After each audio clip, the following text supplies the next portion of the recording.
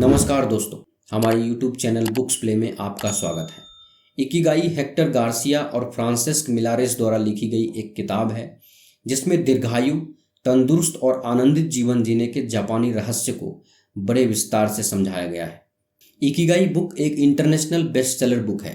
यह बुक मूल रूप से स्पेनिश भाषा में लिखी गई है और इस बुक की अब तक 57 भाषाओं में अनुवाद किया जा चुका है। यह दुनिया की सबसे ज़्यादा भाषाओं में अनुवादित की जाने वाली किताब है। अगर आप दीर्घायु होने और खुशहाल जीवन जीने के जापानी रहस्य को जानना चाहते हैं तो यह बुक आपके लिए है। दोस्तों, ये वीडियो का चौथा पार्ट है।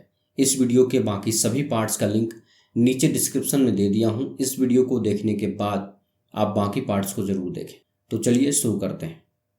रेडियो टेशियो, हमेशा चलते फिरते रहना। दोस्तों, जापान के लोगों की लंबी उम्र और खुशहाल जिंदगी का अगला राज है कि वो हमेशा चलते फिरते रहते हैं या एक्सरसाइज करते रहते हैं।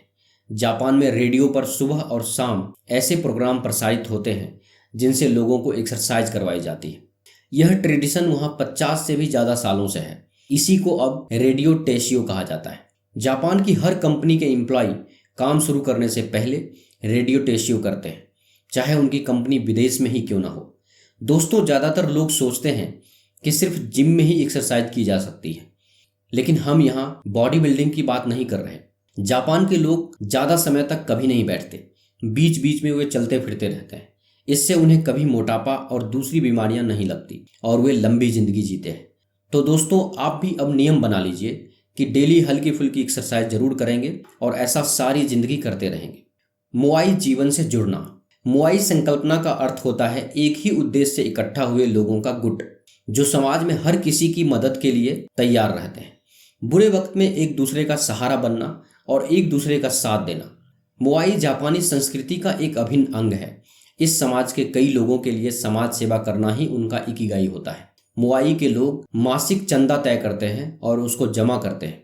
अगर मोआई के किसी सदस्य को पैसे की जरूरत हो तो उसे कुछ पैसे उधार दिए जाते हैं।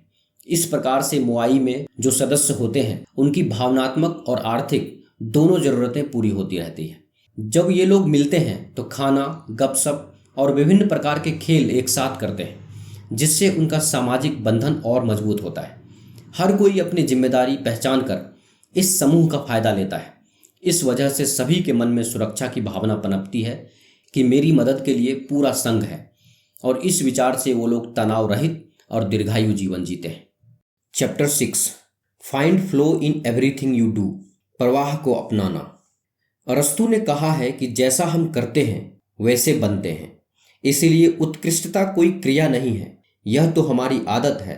इकिगाई का ये अध्याय प्रवाह और लचीलापन यानी प्रतिरोध क्षमता पर बात करता है। लेखक समझाते हैं कि प्रवाह मन की एक अवस्था है जहां लोग पूरी तरह से एक गतिविधि में डूब जाते हैं और समय का ध्यान ही नहीं रहता है। जब कोई इंसान किसी काम के साथ एक रूप हो जाता है और उस काम को करते वक्त अपना पूरा होश खोकर उसमें खो जाता है, उस अवस्था को प्रवाह कहते हैं। यानी प्रवाह एक ऐसी अवस्था है जिसमें मनुष्य आनंदित, उत्साहित और सृजनशील जीवन जीता है और तन मन से उस कार्य में जुड़ जाता है। प्रवाह की अवस्था आने पर मनुष्य अपने काम में इतना डूब जाता है कि आसपास क्या घट रहा है इससे उसे कोई फर्क नहीं पड़ता। जिस काम को करते समय आप प्रवाह की स्थिति में चले जाएं, वास्तव में वही आपका इकिगाई है। आपने अक्सर देखा होगा कि जो काम आपको पसंद है उसे करते हुए समय कब बीत जाता है आपको पता ही नहीं चलता, लेकिन जो काम आपको नापसंद है उसको करते हुए समय काटे नहीं कटता। जैसे किसी पसंदीदा या रोचक किताब को पढ़ते हुए या रोचक फिल्म देखते हुए हमें यह एहसास ही नहीं होता कि समय कैसे बीत गया, तो वहीं इसका उल्टा, अगर हमें वे चीज़ें करने के लिए कही जाए जिसमें हम रुचि नहीं रखते तो हर एक सेकंड बहुत भारी लगता है। किसी भी काम को करते हुए प्रवाह की स्थिति में आने के लिए आपको इन बातों का ध्यान रखना चाहिए। पहला, आपको पता होना चाहिए कि आपको क्या करना है। दूसरा, आपको पता होना चाहिए कि इसे कैसे करना है। तीसरा, आपको पता होना चाहिए कि इस कार्य को कितने अच्छे तरीके से किया जा सकता है। चौथा, आपको भविष्य में आने वाली चुनौतियों का पता होना चाहिए। पांचवा, आपको जरूरी स्किल्स का पता होना चाहिए। और छठा, आपका मन कंसंट्रेट होना चाहिए। दोस्तों, क्या आप जानते हैं कि इन सभी चीज़ों पर अगर आप गौर करते हैं तो आप अपना इकिगाई ढूंढ सकते हैं। आप उन सभी एक्टिविटीज़ पर गौर करें जिन्हें करते समय आप सब कुछ भूल जाते हैं।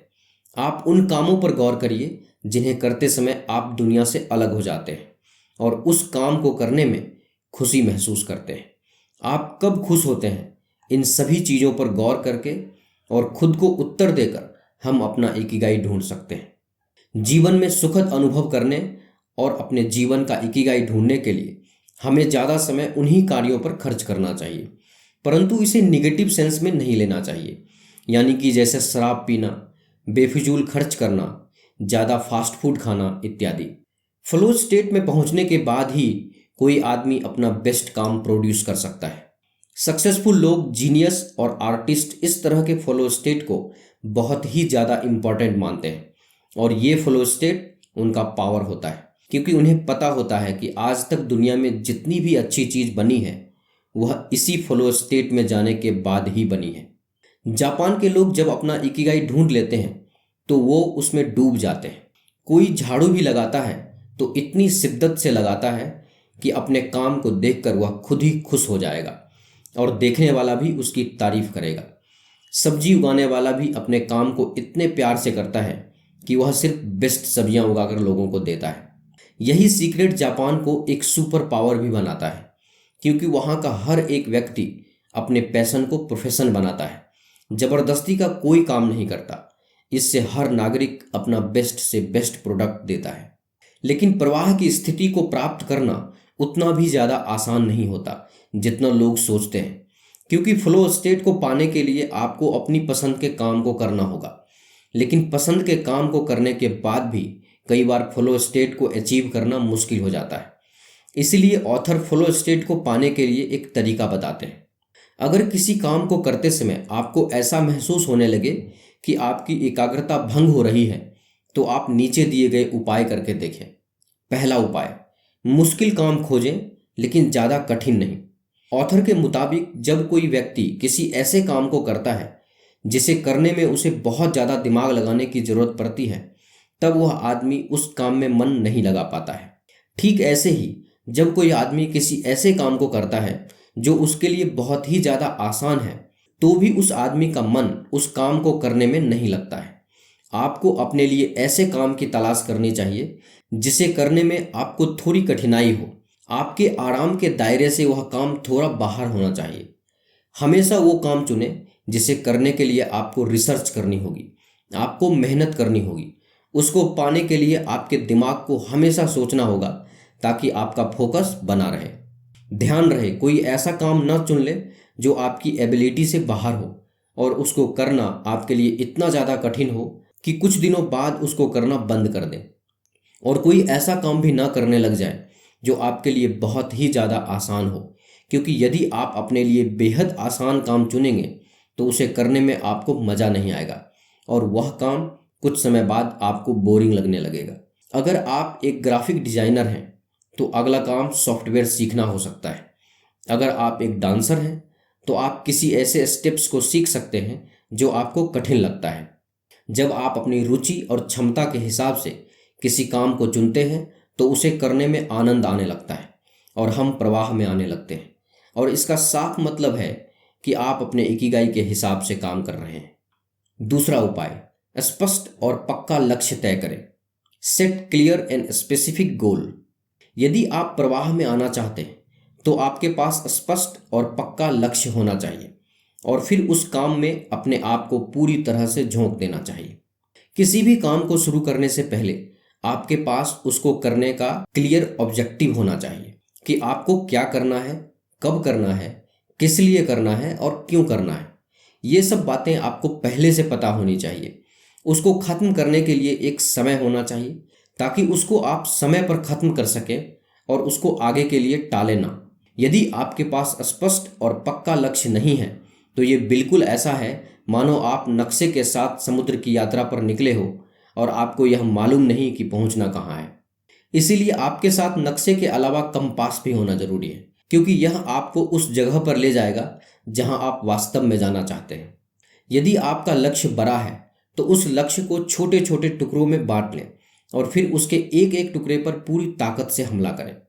तीसरा उपाय, एक साथ सिर्फ एक ही लक्ष्य पर ध्यान केंद्रित करें। दोस्तों, हमें ऐसा लगता है कि एक साथ एक से ज़्यादा काम करने से हम अपना समय बचाते हैं और ज़्यादा काम कम समय में ख़त्म कर सकते हैं, लेकिन साइंटिफिक एविडेंट इसके बिल्कुल उल्टे हैं। जो लोग एक समय में एक से ज़्यादा काम करते हैं वो काम को लेट ख़त्म करते हैं, साथ ही उस काम को करते वक्त वो बिल्कुल भी प्रोडक्टिव नहीं होते हैं। आप खुद देखिए, आप कितनी बार खाना खाते वक्त अपना मोबाइल इस्तेमाल करते हैं, पढ़ते वक्त टीवी देखते हैं, एक काम सोचते वक्त किसी और काम के बारे में सोच रहे होते हैं। अगर आपको अपना फोकस बढ़ाना है और काम में फ्लो चाहिए तो आपको एक समय में सिर्फ एक ही काम करना या सोचना चाहिए। जब आप सुबह उठें तो 1 घंटे तक अपने फ़ोन या लैपटॉप या टीवी की स्क्रीन बिल्कुल ना देखें। सोने से 1 घंटा पहले अपने फ़ोन की स्क्रीन ना देखें, इससे आपको नींद आने में मदद मिलेगी। काम करते वक्त फ़ोन को स्विच ऑफ या डू नॉट डिस्टर्ब कर दें। हफ्ते में एक दिन टेक्निकल व्रत रखें जिसमें अपना फ़ोन और इलेक्ट्रॉनिक सामान का इस्तेमाल ना करें। 50 मिनट काम और 10 मिनट आराम करें। बेकार के काम को ना कहना सीखें। किसी भी काम को कंसंट्रेट होकर करने के लिए इन बातों का होना बहुत ज़रूरी है। पहला, अच्छा माहौल। दूसरा, आत्मविश्वास। और तीसरा, ध्यान। इकिगाई ढूंढने के लिए फॉलो का इस्तेमाल। वे कौन कौन से काम हैं जिन्हें करते वक्त आप फॉलो में जाते हैं? उन सभी कामों को कागज़ पर लिख लें। अब यह खोजें कि इन सभी कामों में कॉमन क्या है। इन सभी कामों में ऐसा क्या सामान है कि इन्हें करते वक्त आप फॉलो के नज़दीक पहुंच जाते हैं। हो सकता है इन सवालों के जवाब में आपको आपका इकिगाई मिल जाए। अगर ऐसा नहीं है तो आप अपनी खोज जारी रखें और ऐसा काम खोजें जिसे करते वक्त आप जल्द से जल्द फॉलो में आ जाते हैं। इसी के साथ आप ऐसे नए नए कामों की खोज करें जो आपको फॉलो की ओर लेकर जाता है। फॉलो एक अविस्मरणीय अनुभव होता है। आप उसका जितनी ज़्यादा बार अनुभव करेंगे वह अनुभव आपको जल्द से जल्द मिलने लगेगा और उतना ही आप अपने इकिगाई के नज़दीक पहुंच जाएंगे।